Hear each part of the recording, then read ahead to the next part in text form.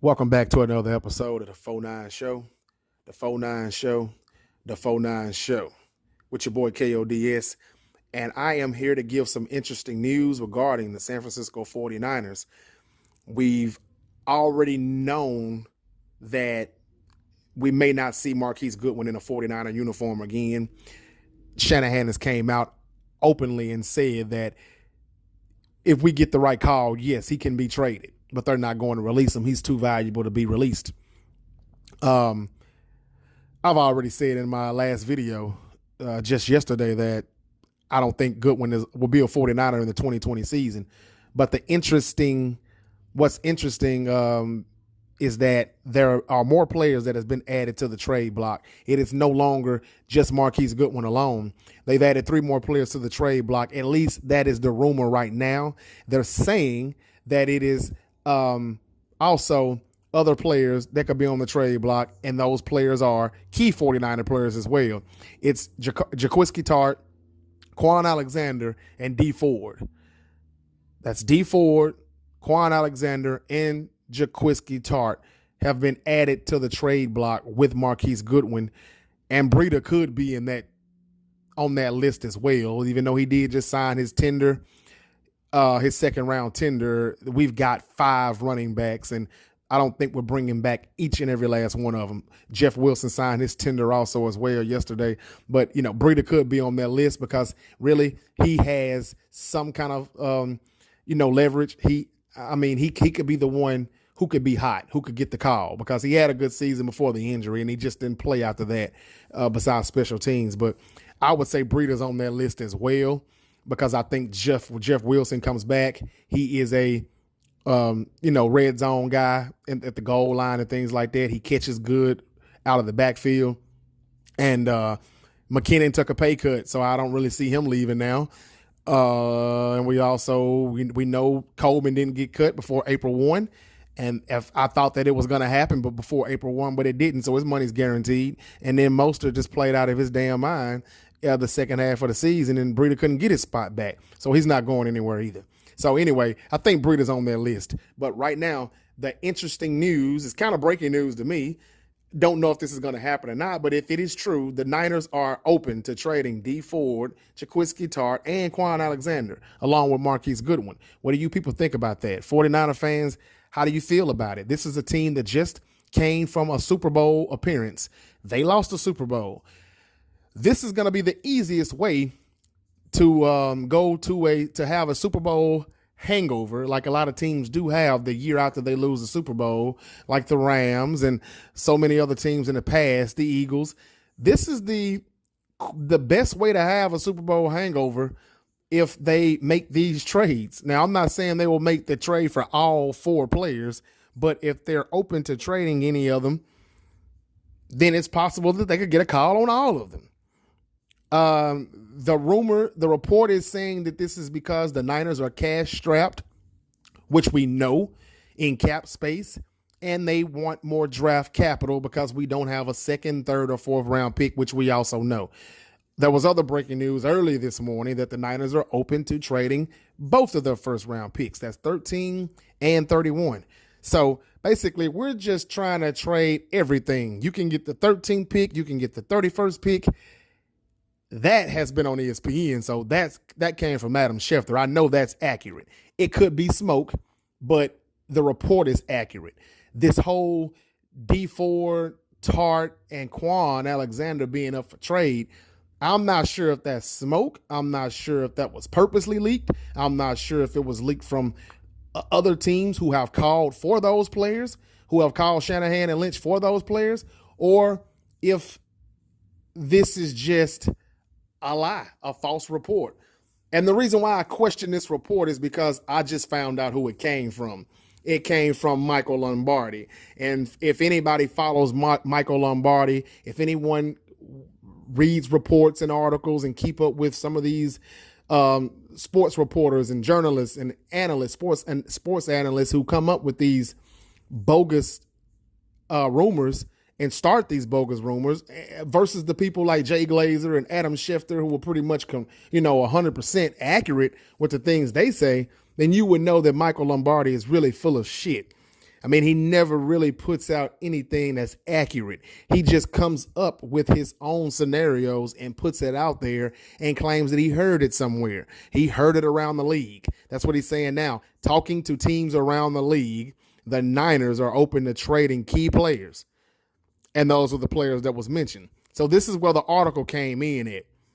It's on the Niners web zone right now, but it's coming from a tweet that Lombardi has posted earlier today. I don't know how true it is. To be honest with you, I really don't want to believe it. Not because I'm afraid that we're going to lose a lot of key players and it's a dumpster fire. Not so much as that, just because Michael Lombardi is never really accurate. He's the same person that said we were going to hire Mike Shanahan as the head coach. And, you know, it wasn't true.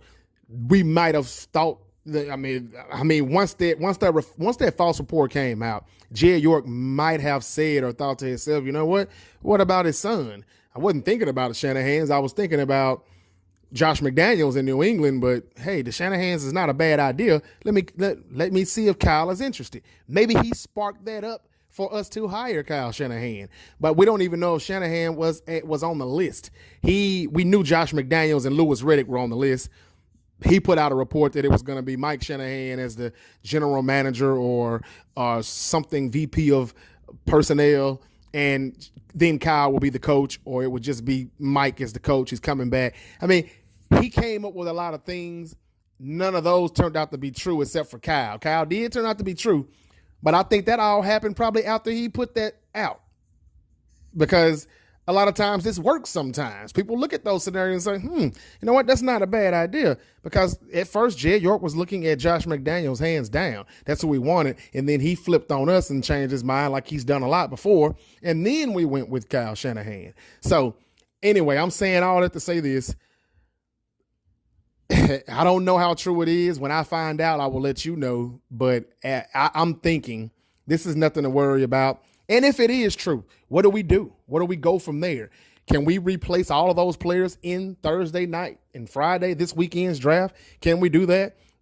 Who's going to be Tartt's replacement if we do so? Are we looking at the guy out of Clemson? We would have to move up to get Isaiah Simmons from Clemson, who can play linebacker, safety, hell, even a little bit of edge rush. Are we thinking about getting Diggs out of Alabama, the corner? That's Stephon Diggs' little brother. Well, I mean, he's a corner, though. So Kinlaw is somebody that we could probably be getting to replace DeForest Buckner. That's one hole. But if we trade all these other players, we are creating more holes, about 6 to be exact. So I'm not sure. Now, one last thing, AMA on Bleacher Report is something that they've been doing for a while now, where certain players can just come out for about 20 minutes. They go live and they answer your questions. They don't answer everybody's questions, though, I can tell you that now. But as I was scrolling through, Javon Kinlaw was on there today, and I read some of the questions. And one of the questions that he answered was asking him, who would he like to play for? Who would he like to get drafted by? And Javon Kinlaw, I think it's at MookDog3 is his name, his Twitter name, or his Bleacher Report name. I'm not sure, but it was Kinlaw who responded to the question, who do you want to play for? Who do you want to be drafted by? And Kinlaw said, if I would have to say, I would say the 49ers. So that tells me that Kinlaw has definitely been in talks with John Lynch and the 49ers, and he wants to be a 49er and replace DeForest Buckner. Some people think that he could actually step in and do pretty good. Not fill Buckner's shoes. We know he can't do that just yet, not in year one. But because Ford and Bosa and Armstead are already on that D-line, he can come in and step right in and be a force. That is true. That could possibly happen. Or, as I said in my last video, he could be Solomon Thomas 2.0. We just don't know yet, because I don't think he's really 325, like they say. 6'6", 325 or 6'5", 325, whatever they say. I don't really see that, but sometimes it just looks like he's too big. He'll be too big playing defensive end in the pros, but he's also looking like he would probably be undersized in the pros playing defensive tackle. I could be wrong. I'm not sure. I will look at a little bit more tape on him before I do my mock draft, because I need to go ahead and get on that tomorrow. But I just wanted to break this news real quick. There are 4 players that are supposedly on the trade block, but it's Michael Lombardi who put this out. And the 49ers don't do leaks. We know that. We don't do that anymore. Those Trent Baalke days, and, that's over with. Lynch and Shanahan took this job because they did not want Parag Marathe leaking anything, because him and Baalke was doing that. They took the job knowing that this is going to come to an end. This is a stop. So, and I don't see us purposely leaking anything either. So I think this is probably just Lombardi hearing some teams that have called for those players, or this is just his funky ass scenario that he's coming up with, trying to get something started, spark up something, and teams will call and say, hey, is this true? And then they put a bid in, they give the offer, and they start scratching their head saying, you know what, this isn't a bad offer. And so who knows? One player in particular I would say wouldn't be bad if we did trade, and that would be Dee Ford. And the reason why I say that is because Dee Ford, as good as he can be when he's on the field, my issue is that he's never on the field enough. 5 or 6 sacks just wasn't enough for us. He missed a lot of games. He tweaked his hamstring, came back, tweaked it again. Still also had a quad injury as well all season long. And he's coming off back surgery. He had that done one of the years in Kansas City. He's never played a full season in the NFL except last year. Except the 2018 season, which was a contract year. So, like I said, guys, I don't know, but Dee Ford, as good as he is when he's on the field, he helps Bosa, he just really opens up that pass rush. But we didn't have him out there enough.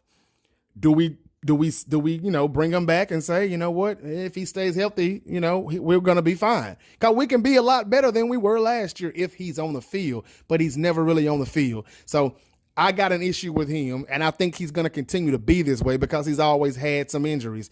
Kwon Alexander is another player who's always had injuries. He came back. He talked about legendary this, legendary that, and he missed a lot of tackles when he came back from the torn pec injury. Now, I know it was a torn pec, but hey, he came back, and he didn't really, do anything. Now, we are a different team when he's on the field, I guess. Well, we kind of, somewhat. He gets the team up. He sparks them up. He's a hype man. He gets everybody ready to play.